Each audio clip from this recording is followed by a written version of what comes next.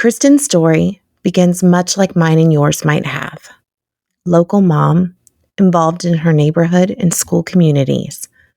Just several days home from the birth of her youngest, ready to navigate this new life as a family of 6. And then she was thrown a curveball. A really big curveball.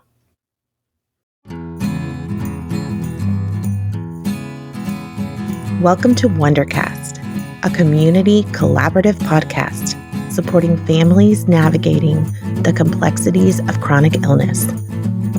In continued support of American Heart Month, we introduce you today to Kristen.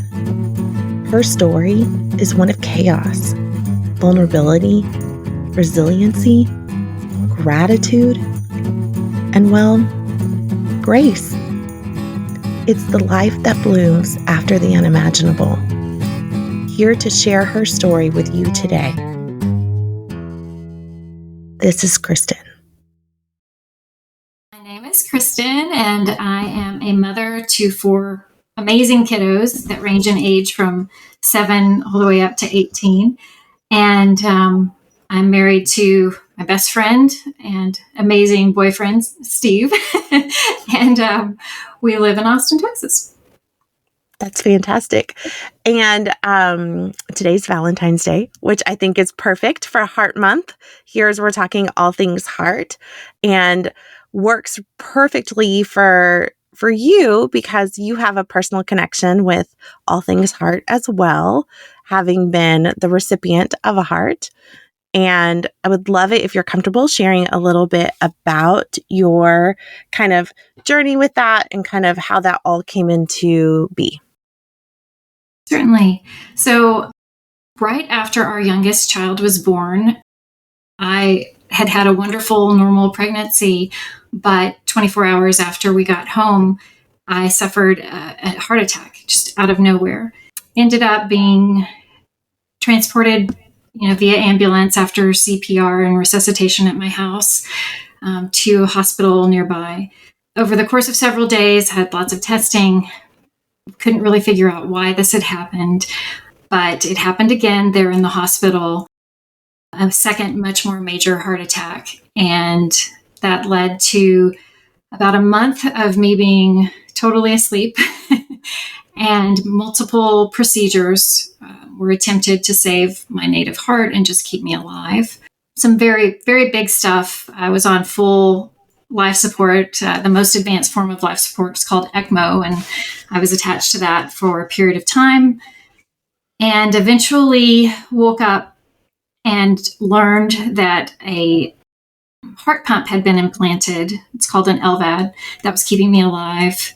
But it was about a month later.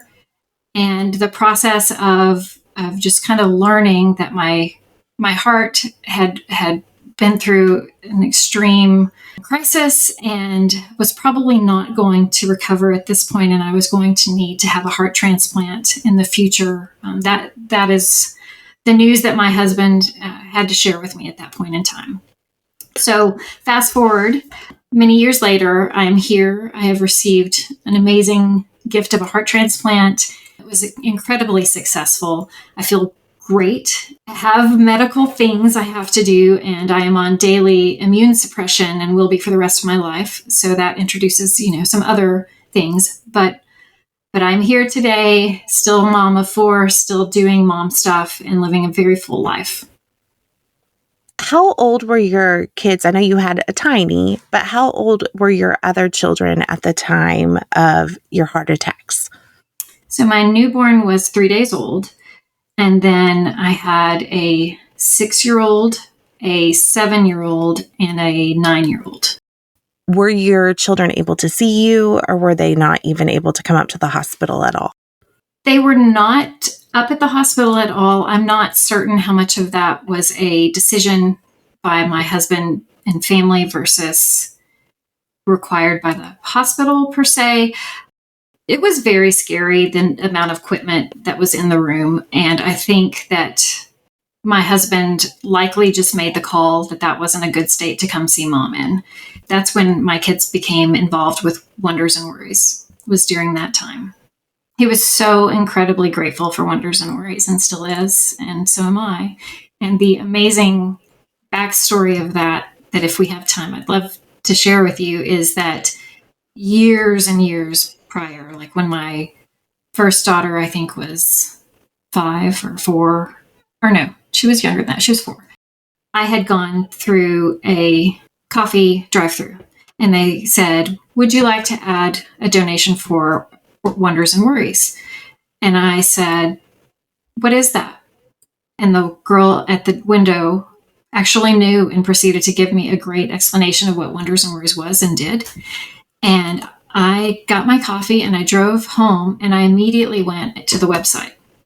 And they had a daddy and daughter dance on the website. And I thought the mission was so cool. I was in love with the whole concept. And I bought tickets for this daddy daughter dance. And I sent Steve a note that just said, "Hey, you're taking Lily on a date for a daddy daughter dance." And he went, and I had a great time and met some amazing people there that have stayed in our life since, and who were part of kind of our care team, actually, when I had my heart attack. But we never had any clue that we would be on the receiving end of the services at that time. And so I think that's just one of the coolest little things that has happened in our life. It was a coffee shop I didn't normally go to. I normally wouldn't have had time to go home and look up a website, but that day just everything aligned to make that possible. So when I did come out of my long nap, is what I like to refer to it, and he said Wonders and Worries, I knew exactly what it was. There was no need, there was no fear on my part. Where are you taking our children? Who's talking to them? What's happening? I knew, and I was just like, thank you. Thank you so much. Because that's exactly what I would have wanted for them during that time. Gosh, what a comfort. I think as a mom, just myself, and I know obviously what Wonders and Worries is, but even if I didn't, just to learn about it in that moment, what a comfort for anyone to know that my kids are okay. I feel like that would be my biggest question is, are my kids okay? Are you okay? And then am I okay? I feel like as moms, that's the chopping block order. And just to know that they are going to be okay. And they do have someone they're talking to and listening to and getting their questions answered. Because you're right, especially with the heart, there are so many wires and leads and machines. That would have been terrifying in the very beginning without all those explanations and somebody there. And the difference versus a pediatric hospital is lots of times there is not a child life specialist right there in the hospital, like you would find in the pediatric setting, to help explain, this is what this does. This is why this machine makes a sound. This is what you're smelling in the air. And so when we talk about the senses that kids all take in, those are things that adults fail sometimes to notice. But kids notice everything because it's right at their eye level. When they get to eventually come to the hospital to visit me, it was amazing the prep that Wonders and Worries provided to Steve for that experience, because it's things he never would have thought to do. Mm-hmm. So he actually walked in the hospital with his phone at our child's height, like the one that was, he split it up in 2 different visits with my son first and then my 2 daughters together. And the newborn did not come for a while, but yes. They did bring her to lay her on me a lot to try and help with bonding when I was the long nap period of this. But so I have lots of photos of her on my chest, and, they were able to work around the wires and things because she was just a tiny newborn.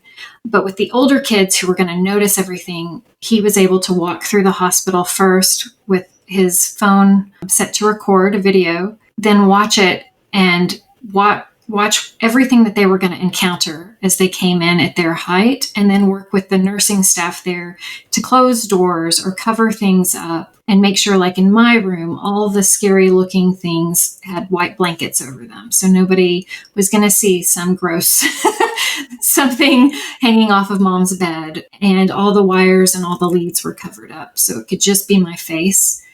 And so that was just a tremendous gift, because, again, he would have just brought them up to the hospital. And who knows what they would have been thinking had they seen those scary sights or smelled those smells or what have you. I think about just the pictures that you have now. I think as a mom, we carry, even though we say we understand, obviously it's not your fault that you had this heart condition just randomly appear, but just knowing that you missed out on newborn baby time, but now you have these pictures to show that you did still get it. It was different. It's not how you had it with your other children, but you still had it. I love that your husband was intentional about still putting that in action and placing her on your chest and getting those pictures so that when you did wake up, you were able to have that legacy and see like, look, I was present, even if I was in my long sleep, my long nap. I was still present in my own way and able to provide that comfort that's what she needed. She needed your smell and she needed your snuggle, even if you were in your long nap. And I am the youngest of three sisters. So my two older sisters and my mother lived with us at the time. They were wonderful advocates too for that mothering aspect that was so critical for the newborn. And obviously I wasn't awake to hear the conversations, but in the pictures I can see that they're there. And I know that they were very vocal about saying the baby needs to be with Kristen and helping orchestrate all the logistics involved with that, because it's kind of crazy when you have a newborn and you're trying to bring them into an ICU unit. You have to have the baby fed and diaper changed, and it has to be timed with my medication so that maybe I could be a little more aware of my surroundings when they placed her on me so I could respond at all, to her. And lots of cleaning, obviously, for both the baby and me had to occur. So, it was an incredible team effort that my husband and my sisters and my mother, I'm sure there were lots of other people involved, friends, family, just to get those singular, maybe 30-minute visits to take place. But so critical. Gosh, it is. And what a fascinating show of love. Like that to me is love. That is the purest form of love, is when your community can come and help a mom be with her baby. Like there's no more beautiful form of love. As you became more and more aware and they were able to get your LVAD really working more independently and pull you off of the ECMO and help you feel like you were more aware of your surroundings at that point, what would you say was something that really kind of gave you life force? What was something that helped you be sane for that long hospital stay? Well, my sisters and my mother worked really hard to make my hospital room very motivating. They all are fabulous at design, and that's nice. They went and got all kinds of pictures of me with my children and traveling and family vacation type photos, and they had them blown up, in 11 by 16 type sizes, and those were postered like wallpaper all over my room. And I think that made a tremendous difference for me, because the person that was in that bed was not the person in those photos. I'm sorry, but being able to see that girl up there and know those are the kids I'm trying to get back to, it made every single day, every single task that came my way so much more doable, because inevitably there would be a therapist that would show up to try and help me learn how to sit up in the bed or to swallow properly, because I had had a trach, so I had lost the ability to swallow food, and I had to be taught how to do that again. And lots of things that are incredibly painful, and daunting, because my heart was also not functioning fully. So you're just so tired and exhausted, and being able to put my eyes up on the wall and focus on those kiddos and that healthy me, happy me in those photos really gave me the motivation I needed to stick it out. I also had lots of drawings from the children, so many sweet things. There was this Lego heart that the kids built, and it was sitting on my windowsill. And I was just spoiled, really, with so many beautiful things to see and look at in my room. So that made a big difference. And I think for our listeners, if you find yourself listening right now from a hospital bed and you're feeling like the end is not in sight, you don't know what your motivation is, maybe find your goal, find what helps you see what's ahead. Is it your family? Is it your friends? Is it a special trip you took? Is it a special trip you're going to take? there's always something that can help us remember there is more, and there is more for you. And I love that for you, it was your children and getting back to the life that you knew was going to be and is. It's so nice to see you now living that life. Like, how many years later now are you? We're at 7 years now. 7 years.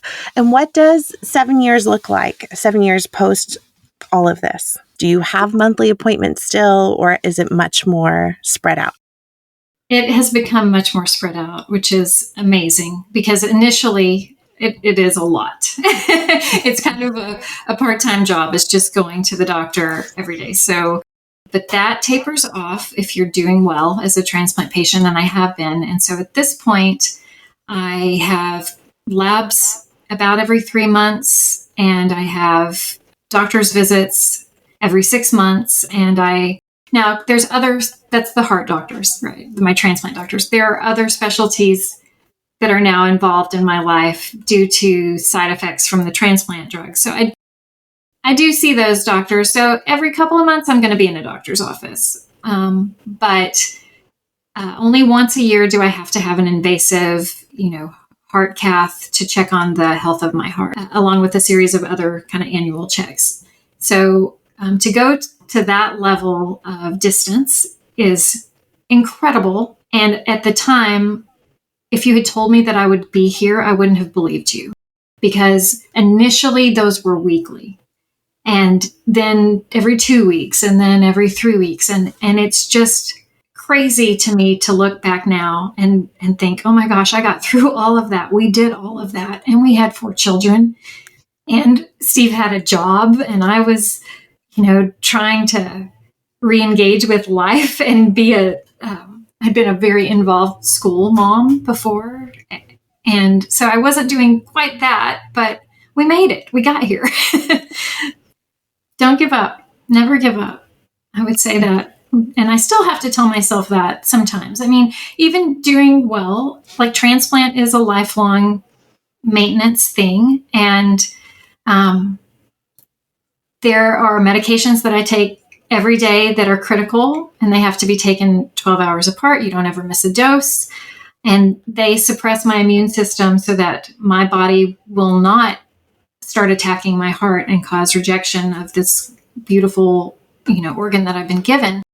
And it can be daunting at times. There are side effects that come with it. There are days when sometimes my body just doesn't feel awesome. And so as a family, we've had to learn how to adjust to that and have ways to communicate, hey, this is just one of those days where mom is not going to be 100%. And it's not personal. And sometimes it's super inconvenient, and it impacts things that are important to us and the kids. And other times, we have these beautiful moments where it feels like this never happened. And I think about the compassion and the empathy that you have instilled in your kids now for growing up in a household where there is chronic illness. They know that life is messy. And I think that is probably the biggest gift that we can give our kids, is for them to know that in their lifetime, things can be incredibly hard and unpredictable and messy, but then it can also still be beautiful and joy-filled and fun. It doesn't have to be perfect to be wonderful. And I think that's a great gift you've given them, both you and your husband. Thank you. We're definitely hitting a high bar on not perfect. So. Right. We're right there with you, and we don't have that heart history, but we're right there with you. One of the things I do want to touch on, because it does come up a lot with some of our parents and our kids in Wonders and Worries, is they often ask about this concept of guilt around receiving a heart from somebody else who has passed away. Mm-hmm. And I don't know if that is anything that you ever encountered. A lot of the kids we work with bring it up in our sessions where they talk about, it's kind of weird that my mom or dad have a heart that belongs to someone else. And we explain to them that, of course, that heart is a gift and it was something that is helping them stay alive. But your mom is still your mom. It's not like your mom is now that person that has passed away. And we help them understand that difference. Did those questions ever come up in your home, or was it ever discussed with your kids?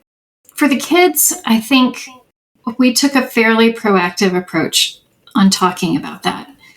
And selfishly, that was probably because I needed to do that for my own peace of mind about proceeding with transplant. One of the gifts / difficulties, I would say, in my story was having the LVAD first. Sometimes people go into heart failure and are immediately able to receive a transplant. I mean, it's not generally immediate, but they're put on some sort of support in the hospital and then they receive a transplant. After that, they don't go to a mechanical device first. The fact that I was on an LVAD meant I would have at least 6 months to process the idea of transplant while being supported by that device. And it ended up being closer to a year. Oh, wow. And so that gave me time to physically get back to a functional point, which is good before going into transplant. The stronger you are physically, the likelihood of a successful transplant is higher. So that was good. But then this whole emotional part was really the bigger part to bite off and try and process and deal with. So for the kids, I talked to them quite a bit about what it means to be an organ donor and the thoughts I was having about that. I had signed up to be an organ donor when I was younger, so I was grateful that I had thought about it in the past somewhat and made that choice, because I think it allowed me to think about someone else in the world choosing that. But it's a terribly heavy topic. And the kids and I pray a lot together, or did during that time. And we would pray about the donor and the donor family. And we were actually not praying for anything bad to happen to this person. We were praying the opposite. We were praying that God would be protecting them. And I know that sounds really bizarre. It's a difficult thing to explain, but I wanted us to really walk through, this is why you would choose to be an organ donor. This is what happens as far as when someone in the medical profession would decide that was something that could be proceeded with, and making sure the children understood there was no hope for that person at that point of having additional medical care save them, and that it was the decision to have a legacy to pass on, something you can do after death to be a hero to someone else's family. What's incredible to me is that I think kids get that concept faster than adults. We're almost immediately like, well, of course, I would want to be an organ donor because I'm not going to need it anymore. If I could save somebody else, why wouldn't I? To them, it was like, duh, this is black and white, Mom. But as their mother, even having signed up to be an organ donor, I was really struggling because I'm also a mother. And I know that there's this mother and father out there somewhere that is going to lose their child at some point. And that is devastating to me. And I still get very emotional about it. I don't know my donor's family, and I may never get the chance to meet them. There's a whole process around that, and an opt-in and an opt-out kind of process. So what I told the kids repeatedly was, if I am offered a heart, if I am given a heart, that heart will become part of our family. And we will treat that heart like a new member of our family, and we will love that heart, and we will take that heart everywhere we can and give that heart all the experiences we possibly can. And that's what we have done. We gave my heart a name. We call her Grace. Grace is talked about a lot in our house. And anytime we do something new or exciting, we have a moment to say, thank you, Grace, because this is possible because of you. And thank you to Grace's family for allowing Grace to be part of our life. And then, we talk about, maybe this is the first time Grace has been here, or maybe this is the first time she's done snorkeling or seen the ocean, or all sorts of things. So that's a very long answer to your question, but Such a beautiful answer. It made me teary. So, that's so lovely. What would you say that you find yourself now living differently after what you've gone through versus how you were living before? Well, so many things are different. My perspective is completely different, which is a good thing. I just have had my eyes opened to, I think, a better understanding of what is really important and what kind of priorities I need to have in my life. A perfect house is not top priority. The kids looking, dressed to the nines is not a priority anymore. Just every day making sure the people in my life, at least in my household, I'm not always good at doing this to everybody in my life, and that's something I need to work on. But every single day, I hope my kids are leaving this house knowing that they are abundantly loved by their mother and fully accepted for whoever they happen to be that day. So that's kind of goal number one. Goal number two is the same with my husband as well, right? Like, he and I have such a strong foundation that doesn't require a ton of communication, that I think we can go days sometimes without reiterating to one another, hey, you're important to me. I love you. I'm so grateful for you in my life. And I think after this experience, that's been something I've been trying to do a better job of, just saying the words and meaning it, right? Yeah. And so that would be a different thing here. I think also just being aware that life, the plan I have for my life, is kind of irrelevant, right? It's important to have goals and to have intention around what we do. But so many things that have been the best things in my life that have occurred have not been of my own planning. They have just happened. And I think it's, for me, learning to be willing to accept the new things that have come into my life and into my children's lives, and find a way to respond to those that make it a positive experience for all of us, and allow there to be faith that it's a growth opportunity. Even if it seems bad on the surface or challenging or completely counter to what we thought we were going to be doing, just have faith.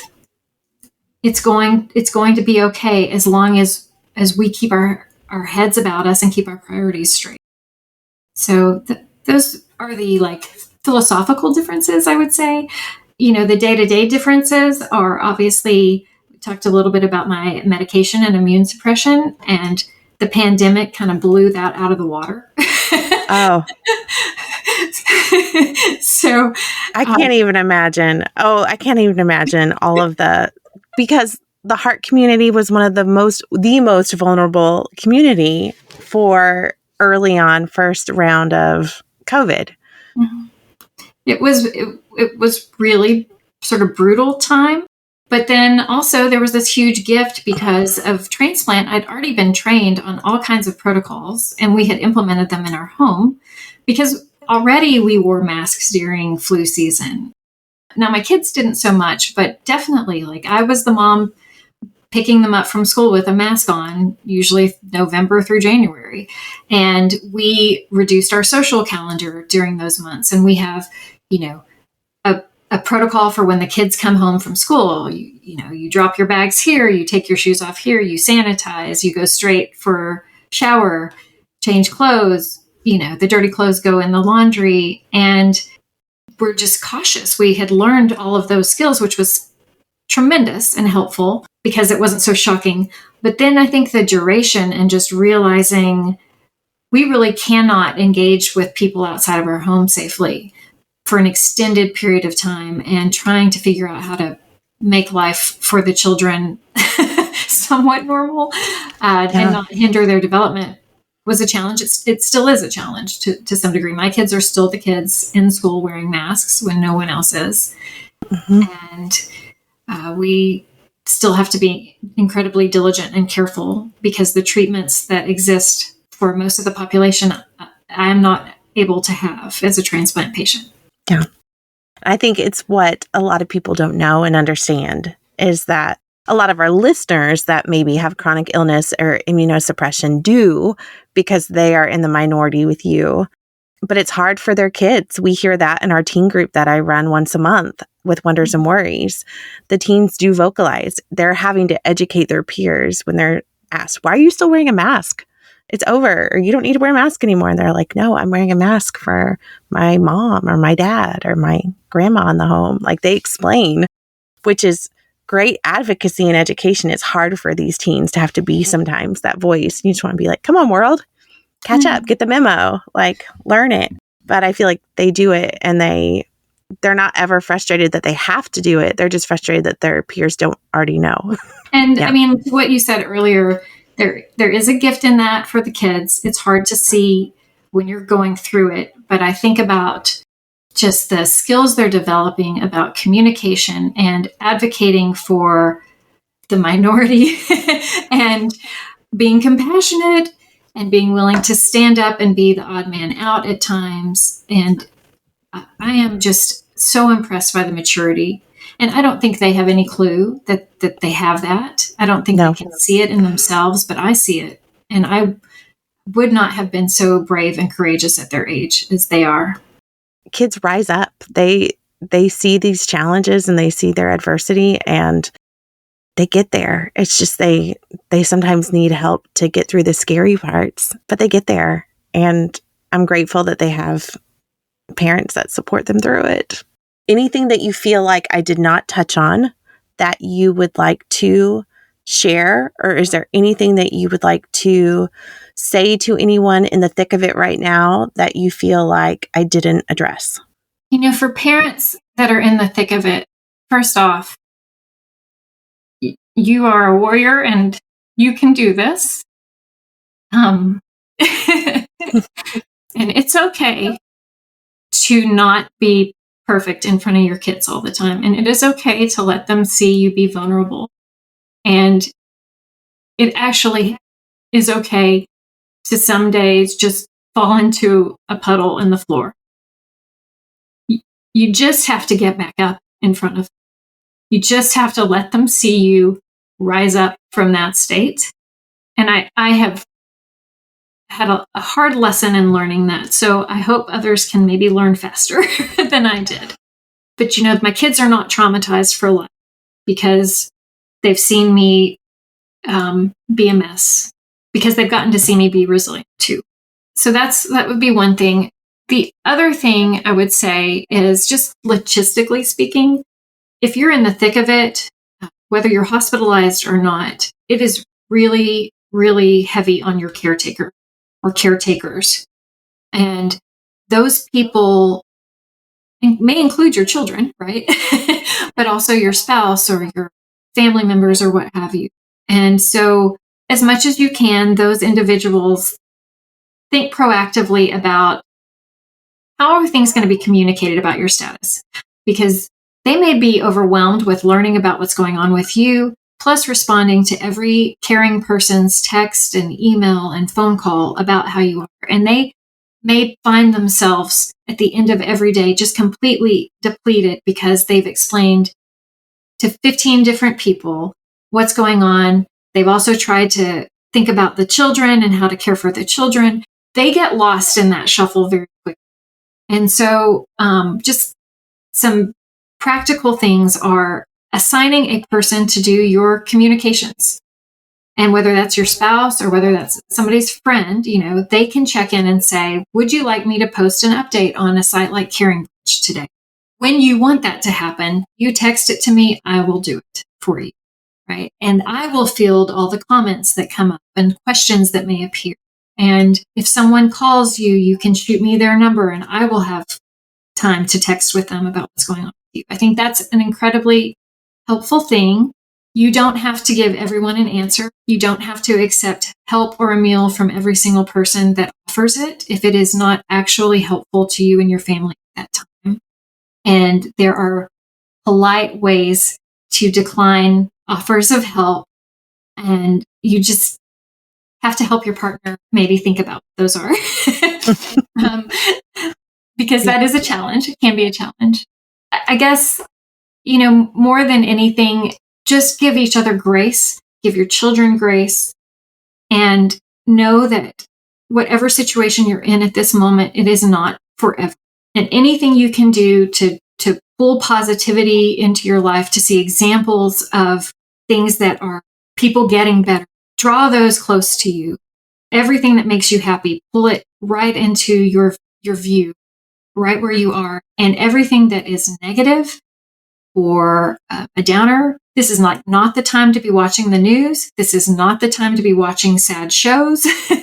This is the time for laughter, comedy, silly stuff, loving moments, and fill your life with those. Push the other stuff aside for a while, and you will be so much better off for it. And so will your journey and your healing. And I am rooting for you. Thank you for tuning in to our podcast today. Please subscribe and continue to check back as our content is ever evolving. For questions or specific content-related requests, please send an email to podcast@wondersandworries.org.